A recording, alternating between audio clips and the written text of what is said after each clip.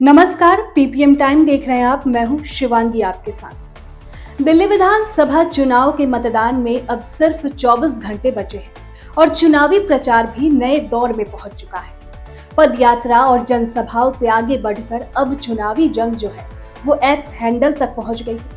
दिल्ली की सबसे वीआईपी और हॉट सीट माने जाने वाली दिल्ली विधानसभा सीट, जहां से पूर्व मुख्यमंत्री अरविंद केजरीवाल चुनाव मैदान में हैं, उनके मुकाबले में बीजेपी से परवेश साहिब सिंह वर्मा और कांग्रेस से संदीप दीक्षित मैदान में हैं।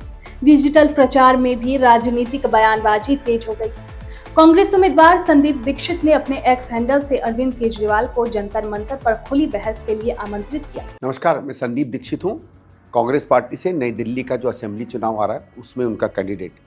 आपने देखा होगा पिछले 1 महीने से अरविंद केजरीवाल ने जितने भी झूठ, जितने भी गलत बयानी पिछले 10 साल में की है, जितनी जितनी चीज़ों पे उसने कहा है कि उसकी सरकार ने विकास के काम किए हैं, लगभग हर चीज़ को मैंने आंकड़ों से झूठा दिखाया है। सीधे सीधे मैंने इस आदमी को बताया है कि तुम फरेब करते हो, तुम झूठ बोलते हो। और कई बार अरविंद केजरीवाल को कहा है कि सच का सामना करो। तुम तो हमेशा कहते थे कि जो नेता है उसको सच का सामना करना चाहिए, आम जनता से भी पूछे हुए सवालों का जवाब देना चाहिए। कई बार मैंने कहा कि मंच पर मेरे साथ आओ। इस आदमी की हिम्मत नहीं पड़ी, क्योंकि बहादुरों की हिम्मत होती है सच का सामना करना, कायरों की नहीं। और ये आदमी इस देश में राजनीति का सबसे बड़ा कायर है। और इसीलिए मैं 31 तारीख को मैंने एक चुनौती दी है अरविंद केजरीवाल को। हिम्मत हो तो जंतर मंतर पर आओ। 2 से 3 बजे मैं आपका इंतजार करूंगा। हर उस मुद्दे पे जिसमें आपने पिछले 10 साल से कहा है कि आपकी सरकार ने रत्ती भर भी काम किया है, मैं आप पर सवाल पूछूंगा। एक ही उसका कानून रहेगा पूरी डिबेट का कि हम जो भी बात कहें तथ्यों पर कहें, और ये वो तथ्य हों जो दिल्ली सरकार की किताबों में छपे हों, तुम्हारे मनगढ़ंत सत्य नहीं। वहीं बीजेपी उम्मीदवार परवेश साहिब सिंह वर्मा ने भी एक्स हैंडल पर आम आदमी पार्टी के कार्यकर्ताओं से अपील की है कि इस बार वे भाजपा को ही वोट दें। मेरा आज सारे आम आदमी पार्टी के कार्यकर्ताओं से अपील है कि एक बार जरा पार्टी को छोड़कर हम अपने दिल्ली के भविष्य के लिए एक बार सोचें। सारे आम आदमी पार्टी के कार्यकर्ता मुझे बताते हैं कि जब वो लोगों के घरों में जा रहे हैं तो उनको कितना सुनना पड़ रहा है। 11 साल में कोई काम नहीं हुआ। जो आपके पार्टी के नेता हैं अरविंद केजरीवाल जी, उनके नाकामियों के कारण में आपको बहुत सुनना पड़ता है। आपका मान सम्मान में ठोस पहुंचती है, क्योंकि आपने हर बार उनके बिहाफ पर जाकर वायदे किए, मगर कोई वायदा पूरा नहीं हुआ। एक बार पार्टी से हटकर सोचिए कि हम सभी दिल्ली के नागरिक हैं, हमें एक अच्छी सरकार बनानी चाहिए। क्या आपको क्या मिला, मैं आपसे पूछना चाहता हूँ।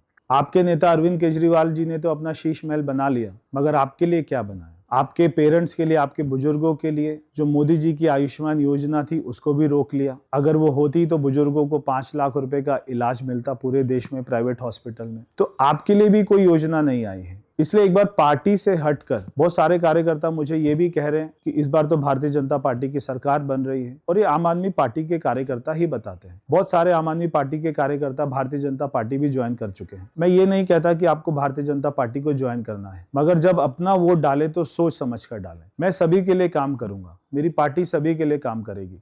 हमें दिल्ली को बचाने का मौका है। इसलिए 5 तारीख को मेरा आप सभी से भी अनुरोध है कि कृपया इस बार कमल का बटन दबाकर आप अपना सहयोग करें। एक बार पार्टी से ऊपर उठकर सोचें, एक बार दिल्ली के भविष्य के लिए सोचें। अब इस डिजिटल प्रचार में अरविंद केजरीवाल भी पीछे नहीं रहे। उन्होंने भी दिल्ली की जनता से अपील की है कि ईवीएम हैक ना हो, इस पर नजर बनाए रखें। नमस्कार, आज मैं आपसे एक बहुत महत्वपूर्ण मुद्दे पे बात करना चाहता हूँ। मैं जहाँ भी जा रहा हूँ, लोग मुझसे एक ही बात कह रहे हैं, केजरीवाल जी वोट तो आपको देते हैं, पता नहीं जाता कहाँ है। केजरीवाल जी ये मशीनों को संभाल लेना, ये मशीनें बड़ी गड़बड़ हैं। इन लोगों ने मशीनों में बहुत गड़बड़ कर रखी है। मैं दिल्ली की जनता को कहना चाहता हूँ कि मेरे को सूत्रों से पता चला है कि मशीनों से ये 10% वोट की गड़बड़ कर सकते हैं। आप इतना जम के वोट देना, इतना जम के वोट देना, एक एक झाड़ू का वोट डालने के लिए निकलना चाहिए कि अगर हमारी 15% की लीड हो गई तो 5% से जीत जाएंगे। 10% के ऊपर की लीड दे देना हर जगह। इतना जम के वोट डालना, इतना जम के वोट डालना कि इनकी मशीनों के ऊपर हम जीत जाएं। यही एक तरीका है मशीनों से पार पाने का। कि आप खूब जम के वोट डालो। एहतियात के तौर पे हमने एक वेबसाइट बनाई है। महाराष्ट्र और हरियाणा के चुनावों से जो सीख मिली उससे हमने ये तय किया है कि 5 तारीख की रात को इस वेबसाइट के ऊपर हर पोलिंग बूथ की ये 6 जानकारी हम उस वेबसाइट पे डाल देंगे ताकि मशीनों से छेड़छाड़ ना की जा सके। नंबर 1, उस पोलिंग बूथ का नाम या नंबर क्या है। नंबर 2, उस पोलिंग बूथ का प्रिसाइडिंग ऑफिसर कौन है, उसका नाम। नंबर 3, कंट्रोल यूनिट का आईडी क्या है, जो कंट्रोल यूनिट है उसका आईडी क्या है। नंबर 4, उस बूथ पे रात तक अंतिम तक टोटल कितने वोट पड़े। तो इससे ये पता चल जाएगा कि अगर 800 वोट पड़े तो गिनती 800 ही वोट की होगी, क्योंकि हम उसमें मशीन में डाल देंगे कि उस दिन कितने वोट पड़े। कई जगह आरोप लगता है ना कि वोट तो पड़े 600, गिनती हो गई 800 वोट की, तो वो नहीं हो पाएगा। हम 5 तारीख की रात को सारा डेटा वेबसाइट पे डाल देंगे।